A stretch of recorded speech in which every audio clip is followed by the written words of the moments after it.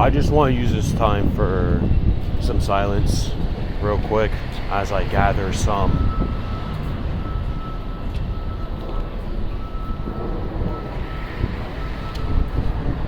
thoughts that I'm just gonna keep it rolling. And it's gonna be something that I'm gonna wrestle with, quote unquote, but I'm also going to stand firm at the same time. Some people, especially within my church space, likes to always talk about the me versus the world mentality.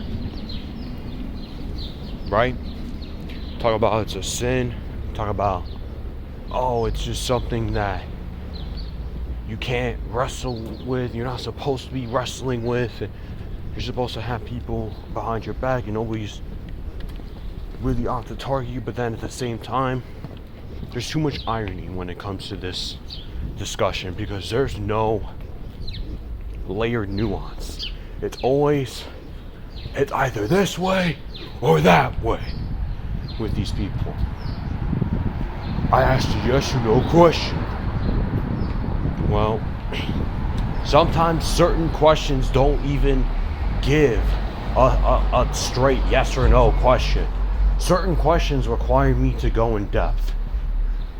Let's stop creating a trap for these people, to forcing them and pressuring them to answer a certain way.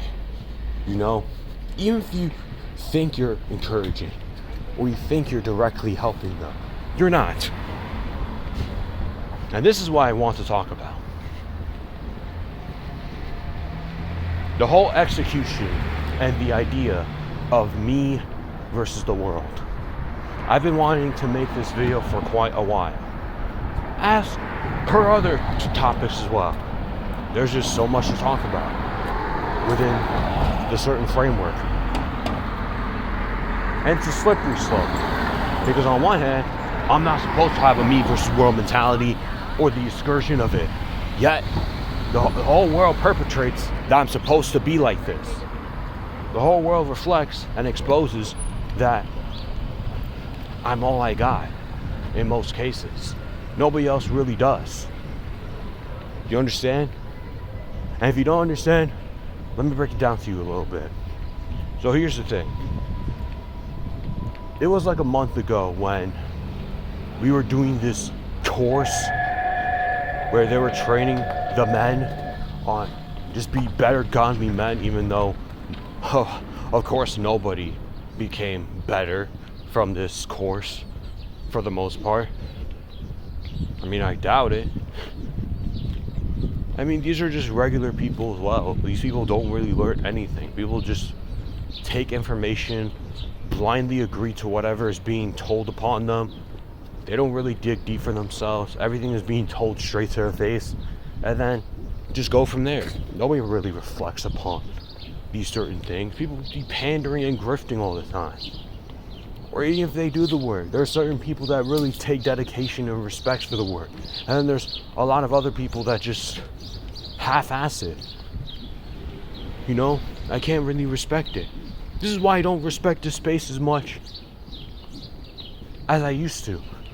Is because ultimately I sense I'm hyperventilized of the fact that I trust that this entire core space, especially within my region, to be better and to be more caring, to be more considerate, to be more compassionate, to be in sync, synergy, chemistry-wise, and for the most part, none of that's happening.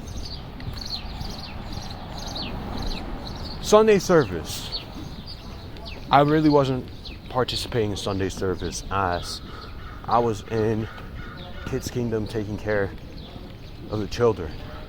At least a certain subsection. Because there's certain subsections. There's the younger children that hasn't formed a single thought yet.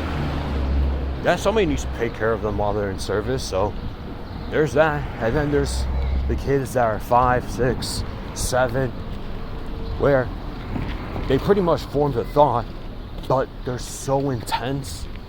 They have so much energy. Because that'll be probably one of the only times moving forward even when they reach 10, where they'll be able to express this kind of energy, because otherwise they're cooked. They're going to be cooked. School's going to zap their energy out. Homework's going to zap their energy out.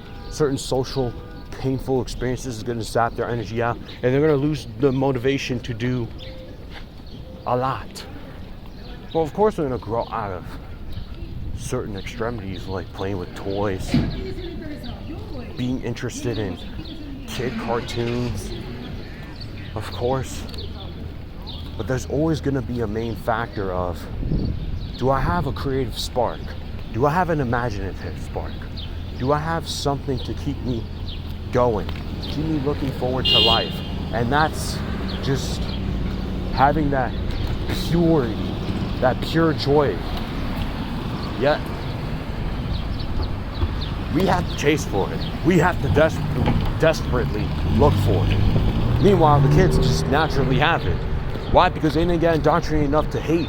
They didn't get indoctrinated enough to judge other people. They're not in that stage yet. So of course, within 5, 6, 7-year-olds, they're gonna be way more intense. You gotta get some, just as much, if not more, patience with them than with 2-year-olds. Because with 2-year-olds, they haven't formed a conscious enough to where they can really just see their surroundings. You could still protect them for what it is. You can protect them from danger. But with the kids, they're starting to navigate the world. They're starting to play with other kids, trying to treat other people better, this, that, and the third. And then there's the 10, 11, 12, well, 9 to 12 years old. And yeah, they're already at the stage where they formed a thought, they have a pattern, and they're in the last stages of energy. In terms of creativity, purity, some type of spark. These are the last stages. And then they're gonna lose it all because of school, because of other issues within their experiences. They're just gonna have too much going on to where they're gonna be able to focus on just having fun. Just having the love for the game, for drawing. Like, my brother's already lost that spark. And it sucks because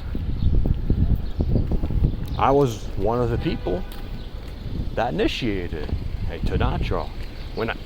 You see, this is why at times you really got to be careful with how you model yourself, how you present yourself within these kids that you grow up with and you get raised by, because at a certain stage they're just going to start seeing what you do, and they're going to think that it's quote unquote normal. They're going to see that, oh hey, I mean, all they're doing is working. I guess all there's life to it is working. And then now what? They're going to see that you don't spend as much time with them as you used to, or just in general, and they're going to think that you don't love them like that. They're going to think that you're barely present. How are you supposed to bond and have a deeper connection with these people if you don't got something going?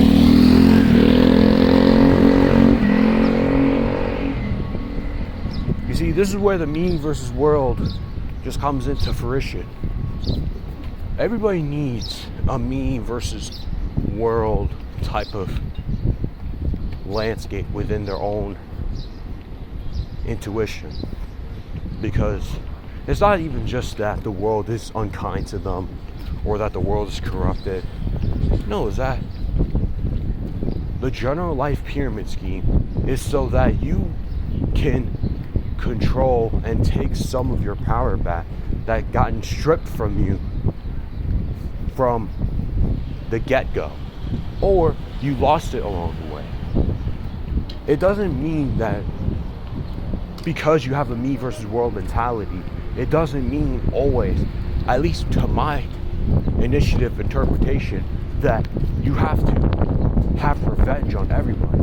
It means you really got to stand up again and make sure that you're not allowing these certain people to dictate your life choices. guess what? I'm in that position. And of course, I've been in that position for quite a good minute now. But it hasn't reached to its highest heights up to this point until practically now. Now, this is the ultimate test. Unk status. Society doesn't really want me. Society doesn't really invite me. They're not really allowing me to just be a part of the world, to make mistakes, or to just contribute to something bigger.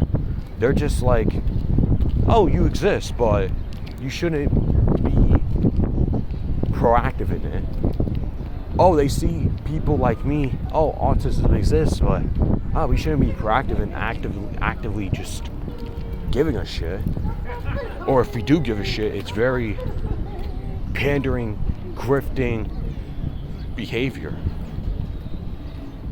Or it's very surface level. Along with that, certain people, in my case, or even in the worst position than I am, they display any type of autism. It's like the world is ending for them. It's like a zombie apocalypse just struck through them. And it's very crazy. And this is the problem I exactly have with church. I'll give you a few examples before we jump into the general consensus idea. So one of the examples, I'm pretty sure I brought up a little bit before I started to just give a general synopsis, is we had this training course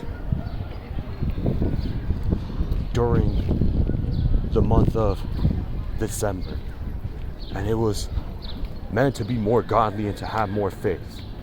And this course didn't do anything for anybody. And I'm not just saying this because I'm talking out of my ass. I truly sensed and I truly see all throughout the course of time that this didn't do exactly anything for anybody. This doesn't benefit anybody. This course is just the same old rinse repeat nonsense. Nobody's growing. Nobody's learning anything. It's just the same rinse repeat nonsense that people have already learned. And it's not like people can't recall.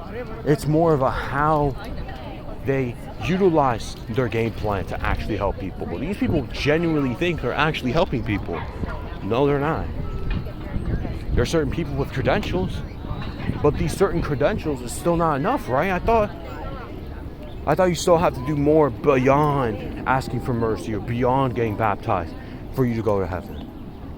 But now these credentials make you think that you're going to heaven.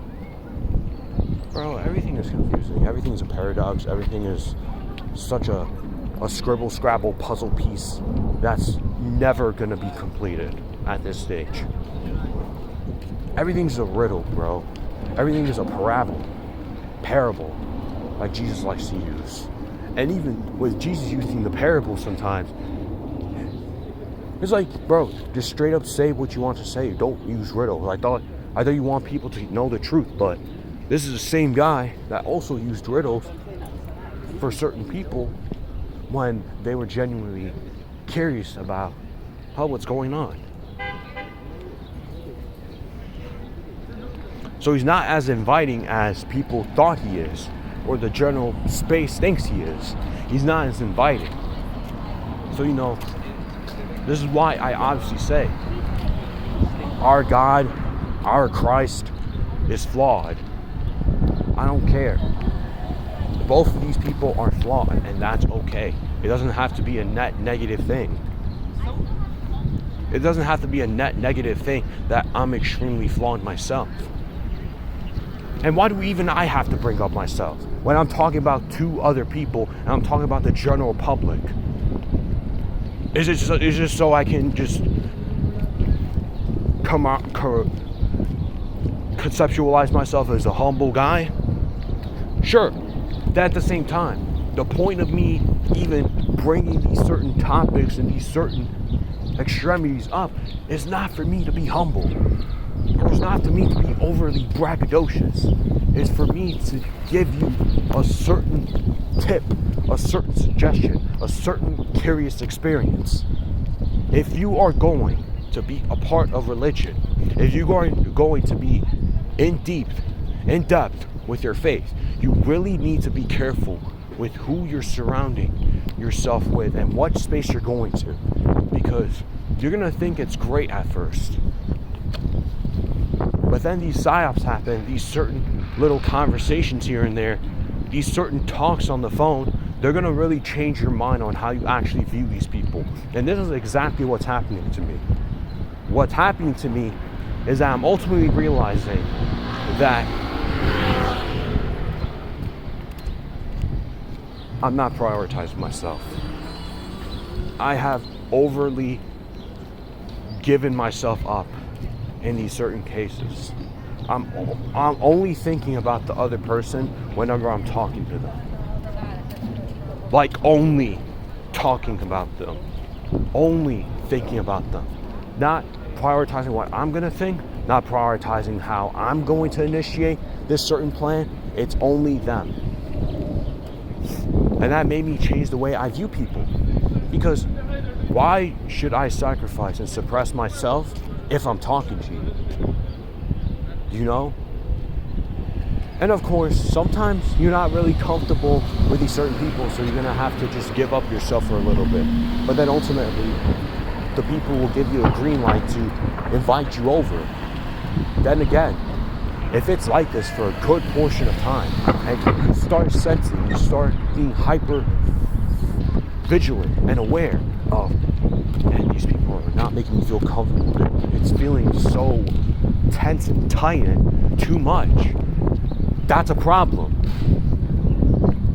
That's a problem. Because I thought this space was supposed to be welcoming. I thought this space was supposed to be an escape from reality, quote unquote. But that's even crazier just saying that alone, because isn't church supposed to completely 180, or not even just 180? Isn't church supposed to be something that you take to heart and you just become the most joyful, happy person? But that's not always the case, though. Oh, but then, like for example, yesterday's quote-unquote leaders meeting, these people act as if they're military at doing these leader meetings like it's important. It's not important. Why couldn't we do that for other books then? Why couldn't we do that for books on improving our spiritual consciousness then? Why don't we make a cult? Why don't I and other people in Void Gang make a cult on spiritual consciousness, bringing that inner joy back? Why don't we do that? Oh, why not? Why not? No one's stopping you. Yeah, people are stopping us. This is not a me versus world mentality. You see? This is another example. These people dead ass think that because we're not prioritizing God in a particular instance, where I need to put my whole focus on my own salvation, my own future, I'm not prioritizing God. It's like protein shake. I didn't ask for your opinion. Firstly. Secondly, why are some of these people, when we were in this course, talking about, oh, I have mentality, that's one of my biggest flaws. Dude, that's not a flaw. This is just reality. What do you mean it's a flaw?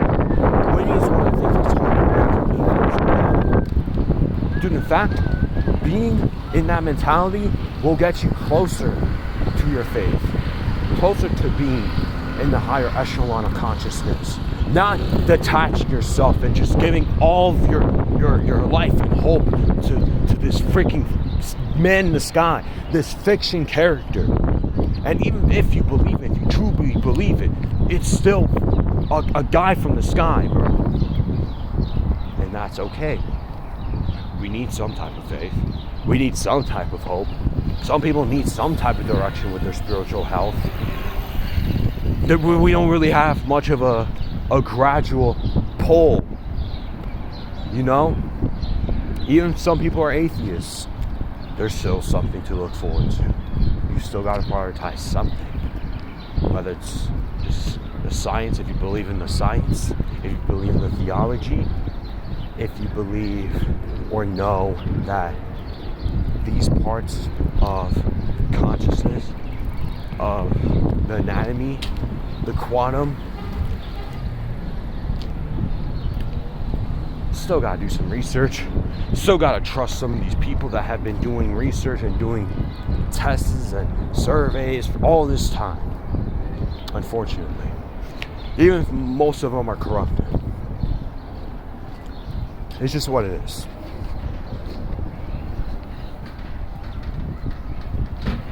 Another thing too that has opened my eyes as well, especially yesterday, is our region leader was talking about how we need to be more happy. But the irony is that this space doesn't really perpetuate happiness. There's no chemistry, there's no synergy. How are we supposed to perpetuate happiness within our own lives if we're constantly chasing for somebody else's validation? How are we supposed to bring happiness to people? I'm telling you that Jesus saved your life. Yeah, but then there's the paradox. You're chasing and running away from your own issues. You're running away from your own emotions. You're basically telling us if we're supposed to constantly bring, or we're supposed to consistently bring this higher of the high, positive light, in this context, you're not learning. You're not growing. You understand? You're not learning. You're not growing. This is why this church space stagnated me. This is why this church space I'm always constantly criticizing, and I'm openly just, like, I want to get out of here already. I'm not learning. I'm not growing. I'm not sensing any type of long-term hold, ground. How am I supposed to positively talk about this church without me sugarcoating and faking it? How? I can say a few things, and even then, within those few things, there's only something to grasp from. There's a reason why I have to get a positive pull from it. Otherwise, I would have a pessimistic view on everything I went through this space. And I had signs that told me I should have never went deep. I should have never went in depth. I should have stopped.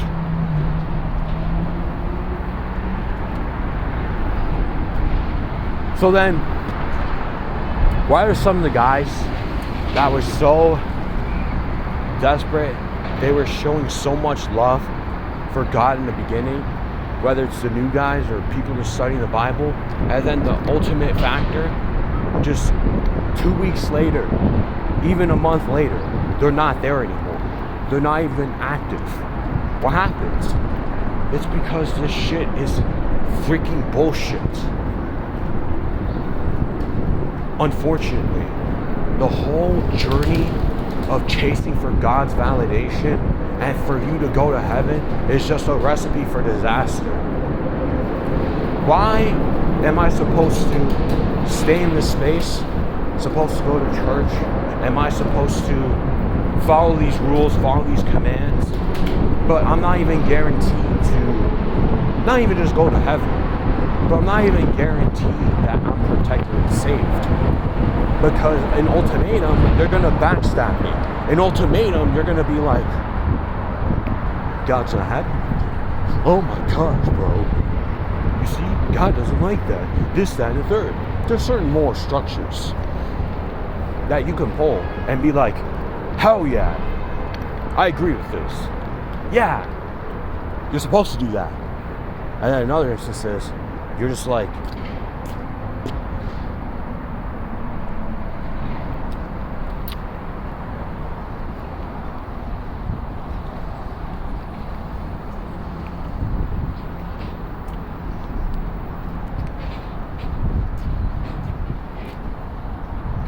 what are you talking about? What are we talking about?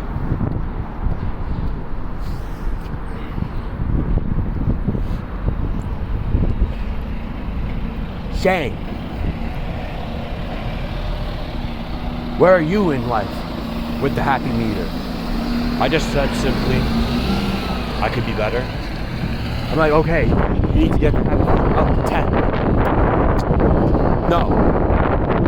No. I'm not happy in this space. I'm not happy going to church every single fucking Sunday. You guys constantly being strict about attendance. Constantly trying to call me, to be like, wake up and get a call. Wake up when I'm sleeping. I need rest. Bro, I literally took a 3-hour power nap last night because of the daylight savings. We all lost 1 hour of sleep. These people don't genuinely care about you for you.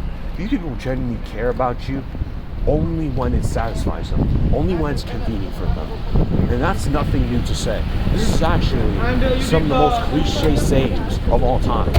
Oh, people only like you when you can provide them something. Oh my gosh. Like, that's just babble talk. That's just Japanese talk.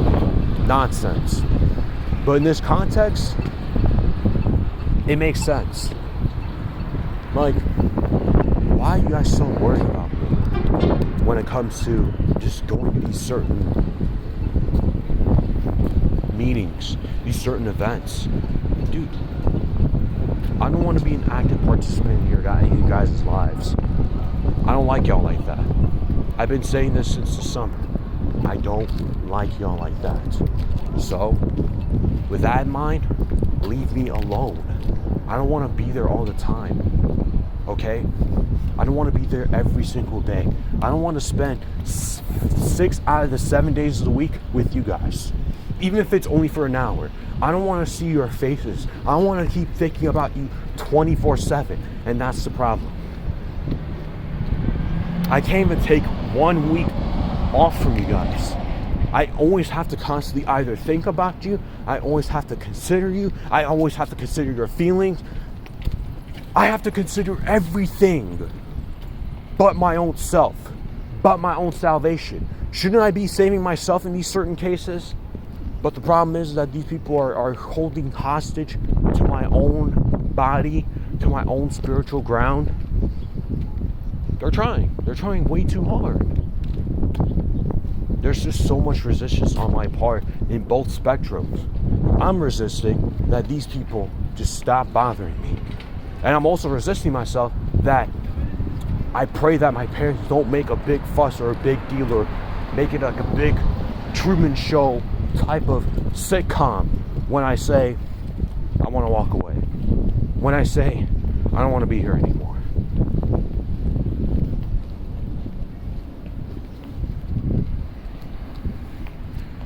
Such a weird phenomenon, man.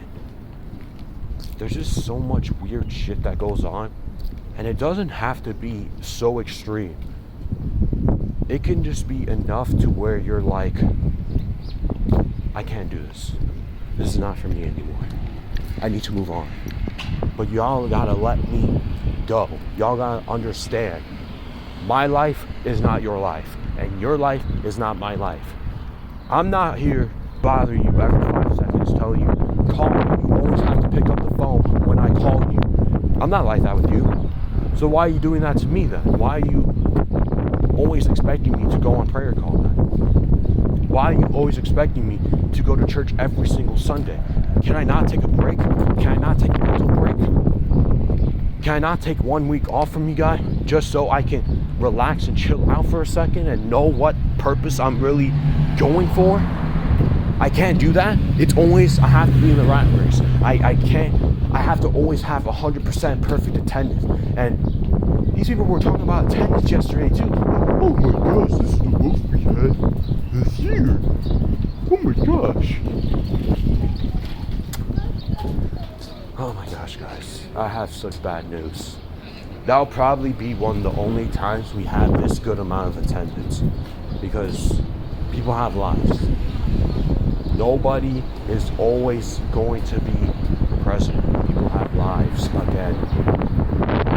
Stop being pathetic. Does your church service rely on other people's attendance? I thought it's supposed to be focusing on God, but now you're focusing on other people if they come or not.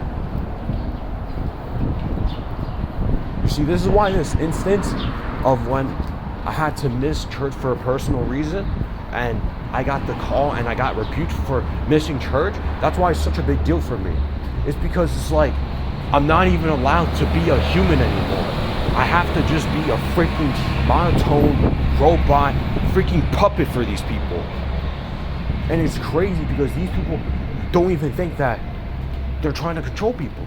They really try so hard to be like, we're not trying to control you. We're not telling you to do this. We're not telling you what to do. We're not doing this. These people talk about, oh, we're telling them what to do. Yes, you are, though. Yes, you are. If you're in a position of power, if you're in a position of authority, and you got a slim taste of it, even if you're not in the highest of high within the system of corruption, within power, you still got a taste of what it's like to be a cult leader.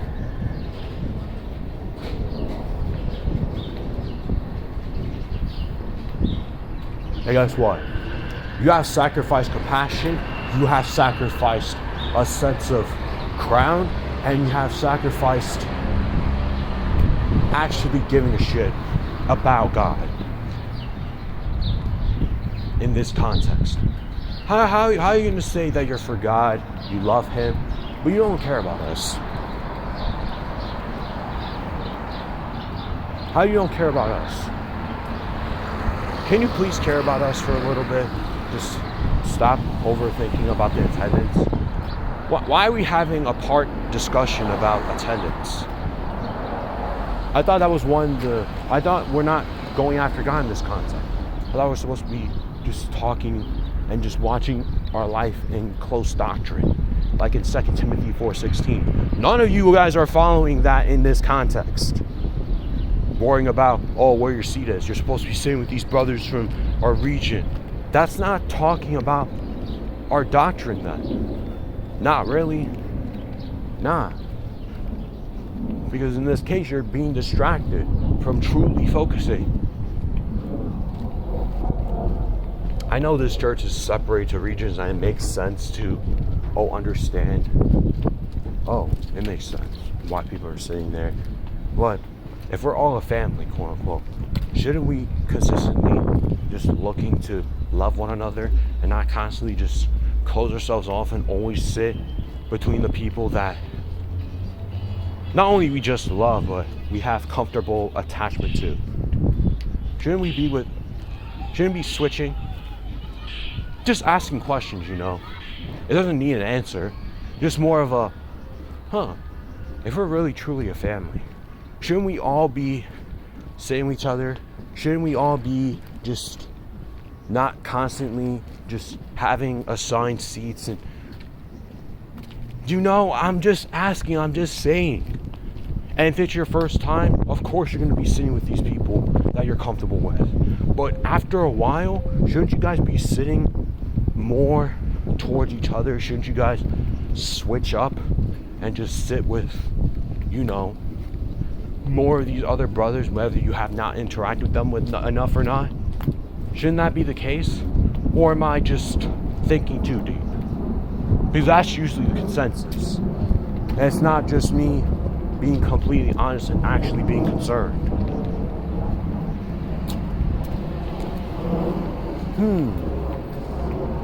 I truly wonder now if these people truly care about each other, firstly. Secondly, if these people truly care about their spiritual growth, if these people truly care about other people's well-beings.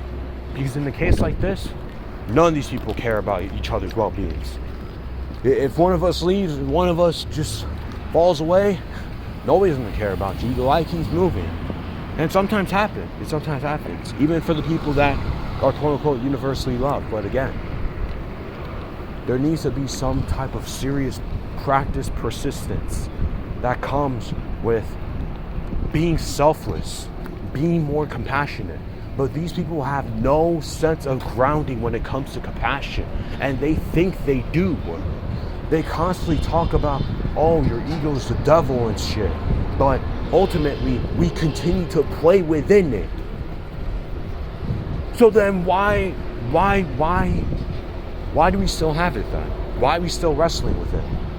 But at this stage of the game, 1 year in, I am supposed to be expecting most people that have been baptized for over a year, over 5 years, over 10 years, to not have ego set, to not have any sense of self-confidence. You see the problem with the standard? Then we all be robotic. We all be weird. We all be awkward. Because all we're doing is trying to pander, and we're putting on a performance for our God. Are we supposed to be putting a performance for God? Or are we supposed to be actually giving our hearts and serving? Nobody's serving.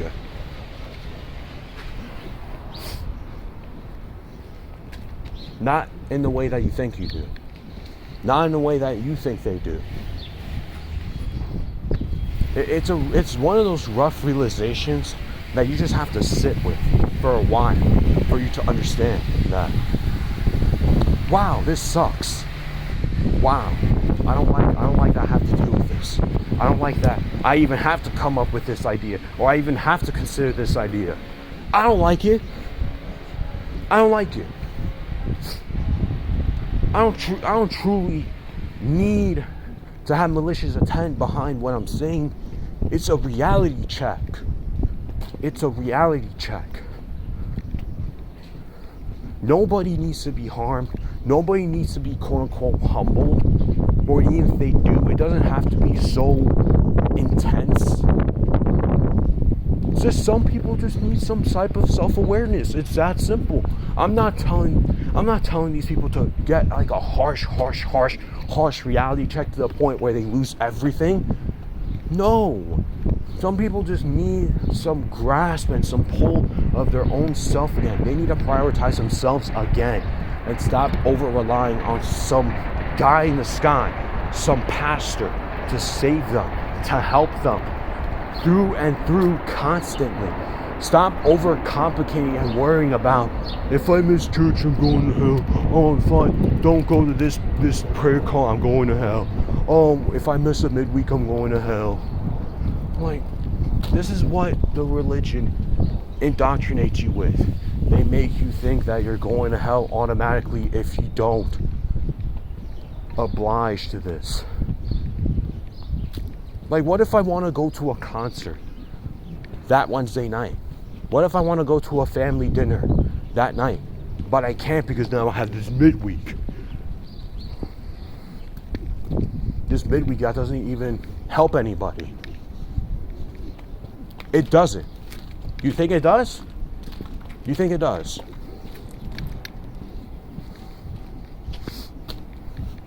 It's very similar to Sunday service, except it's a lot more tedious approach. Because we're in the middle of a week, right? And we need to go out with a bang, right? But now at that point, we're just going in circles. Because nobody's going to actually fix the issues that they're admitting to, quote unquote, or they're confronting, quote unquote. They're not even confronting it. They're just talking about it. They're just saying it. Just like me right now in most cases. Oh, I'm just talking about it.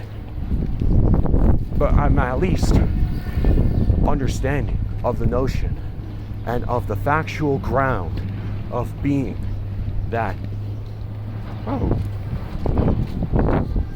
all I'm doing to you is giving you some type of in one ear, out the other type of therapy. And I get it. I get it if nothing changes, because there's no sense of, not even just awareness, there's just no sense of actually cultivating better for these people. It's making them and forcing them to come back constantly so that you can overly depend on them. Like, if you're really that smart, if you're really that helpful, nobody should be over-relying on your freaking agendas or what you say. People can trust you, of course. There's trust. That's one thing. Another is just consistently rinsing, repeating, going back to the same place that is not serving you. It's not giving you new adventures to explore, new experiences. Dude, this is what I'm talking about. Last year, that entire year, right? There were some times where I missed church. But that doesn't mean that I went out to have fun. It just meant that I'm either staying home because of personal issues, I was recovering from my wisdom teeth, or because there was a blizzard. But other than that, I'm having to constantly go to church. I'm having to constantly prioritize other people's lives. When can I take a vacation? When can I go out and explore life? It's like the moment that I'm here, it's like I'm not allowed to explore life anymore. It's like I'm trapped in some freaking mouse cheese trap. And I'm not even allowed to go anywhere but that cheese. And I'm just constantly chasing for that gratification of, oh, I need to get God's command and approval if I can do this, that, and third. Like, bro, just, you gotta experience life, bro. You gotta stop worrying about if God approves this or not. You gotta stop worrying about if God is going to accept you or not. Because this is the whole purpose and the whole point of religion, is so that you constantly worry, you constantly beg for his approval and attention. Happens sometimes, guys. But then again, an ultimatum throughout my own journey of my own experience. Everybody learns at different times at different paces. Whether you get it or don't get it. The whole point is not to only just get it. The point is you gotta watch out. Okay? You have to open your eyes and look 30,000 ways. Don't just look both ways. Because there's a guy behind you, there's a guy right next to you, there's a guy right over there, there's a guy plastered over there. These are just examples. But again, your life isn't look forward or look back. It's there's life over there, there's life over there, there's life over there, there's life over there, life over there, and life over there. And life over there and there. And also a bottom of my shoe. Also in my pants. Don't take that out of context. You're gonna take it out of context. No, I'm retired 6 years and the contract is still out here.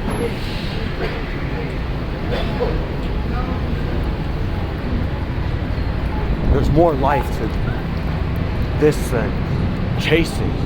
There's more life than to just give up everything so that you could worship a pretentious figure that's not gonna save you ultimately. I thought nobody's there to save you, so then God shouldn't be saving you then. Right? Or is that completely different? Bro, the inconsistencies, man. The inconsistencies, the confusion, the paradoxes, the parables, the riddles. It's all catching up to me. Right, Marie. I just find it hilarious. So what's next, Jay? I know what's next. It's all about how these events are going to unfold. I have a plan. I have a particular plan. I'll tell you right now. The plan is for me to silently and slowly fall away. It's for me to slowly and start to just fade out the background and to just stop participating in this nonsense. The problem is that entire plan isn't gonna execute well throughout what I'm thinking and what I'm planning, because there's a multitude of external factors that come into play. Firstly, parents being heavily involved. 2, my resistance to letting go, just letting go of these people's approvals and letting go of how these people are going to react to me. 3, how in the world am I going to be able to navigate through life, but now I'm just not a part of something bigger than myself? Well, I could be still. There's many different ways to find my ground that's bigger than myself. That's bigger than even my own ground. But I'm not attached, I'm not being restricted to not even just going to one church, but there's a multitude of different ideas and concepts to explore. There's adventures to life. How am I going to venture life if society doesn't even invite me for a job interview? Or even if they do, it's only for an interview, and that's it. And then they do this copy and paste. We didn't proceed with your application. So is it really my fault? To an extent. But in technicality, none of this shit is my fault. But in general, sure, you could say it's my fault. You could say it's my fault. But in technicality, it is not my fault. Because I've tried a lot. I applied to a good amount of places. Most of them either don't accept me or they don't even read my email. They take years to come back.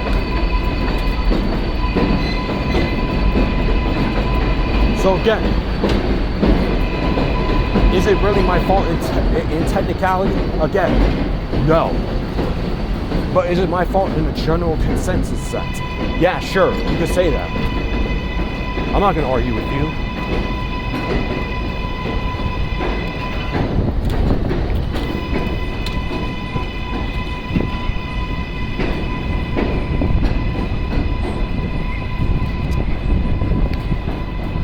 Is it my fault that I put myself in a situation, in a circumstance where, oh, now I'm being taken advantage of?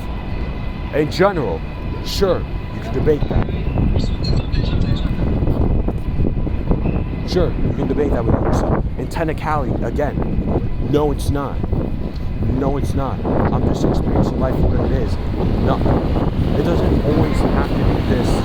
Everything is my fault. Nothing's my fault. But why I'm breaking this down is because people are going to ultimately think that there should be some sympathy for me or there should be no sympathy for me. And we're just talking, okay? We're just having a casual discussion at this stage of the game. This is just casual. I can go much more deeper and make it even worse and be like, none of this is my fault. I'm putting all the blame on these people. But I can't be the ultimate goal. The ultimate goal isn't for me to be a dictator. I don't want to be a dictator. That's exactly why I'm walking away from church. I want people telling me constantly what to do.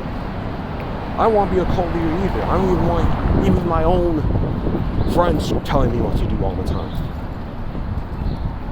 Telling me to do certain commandments or you're going to rot in pits of fire. Then again, why does God allow pits of fire to exist? Why does God allow a devil to exist? If he's perfect, or if Jesus is perfect, then why couldn't converse with them?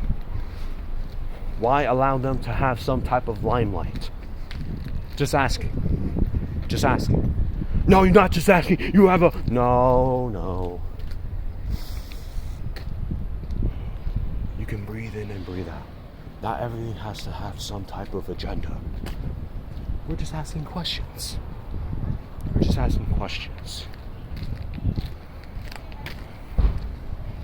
So let's see what happens, guys. Let's see what happens from here. If I have a lot more to say, I will continue to have a lot more to say. Because this space has ruined my life, unfortunately. This space has made me more self-conscious, more anxious, more tired, more overwhelmed. How am I supposed to be happy if I'm overwhelmed constantly? How am I supposed to be happy if this shit makes me tired a lot of the time?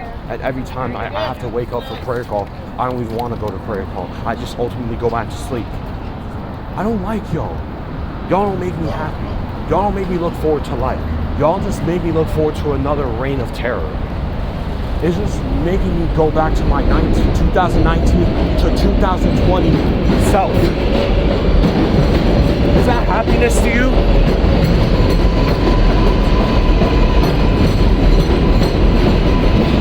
This is my life.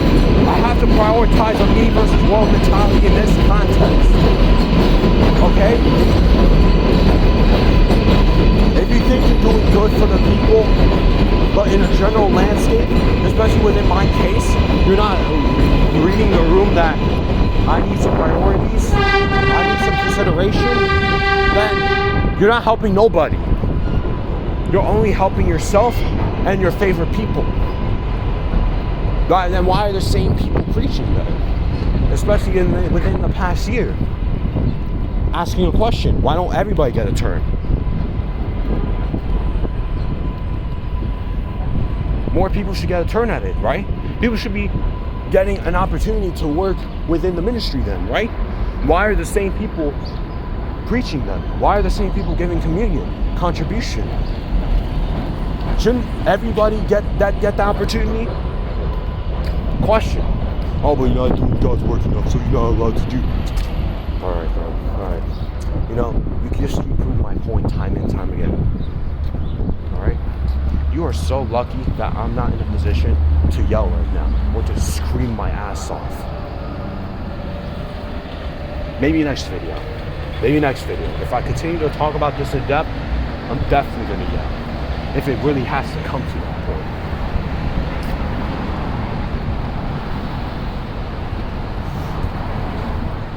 Most of these people genuinely don't really care about you, not even just for you, but they don't really care that you live a better life than them, or live a general better life. People only care about you because you can provide them something that they can take for themselves, but give nothing to you in return. They don't provide you with a sense of experience. They don't provide you with a sense of awareness. They don't even provide you with a sense of comfort within their own vibe. Everything is give, take, give, take, give, take, give, take. Like, we're not a business, bro. We're people.